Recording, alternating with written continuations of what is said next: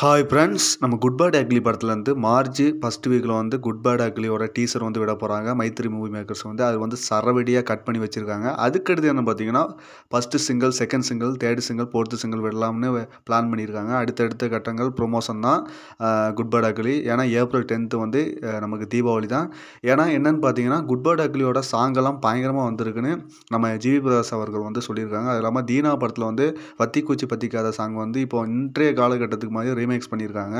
ஏன்னா முழுக்க முழுக்க இந்த படம் வந்து ஒரு ஃபேன் பாய் சம்பவம் தான். ஏன்னா விடாமுயற்சியில் விட்டதை குட் பேட் அக்லி வந்து நிறைவேற்ற போகிறார் நம்ம தல அவர்கள். ஏன்னா இது முழுக்க முழுக்க ரசிகர்களுக்கான ஒரு படம் தான் குட் பேட் அக்லி.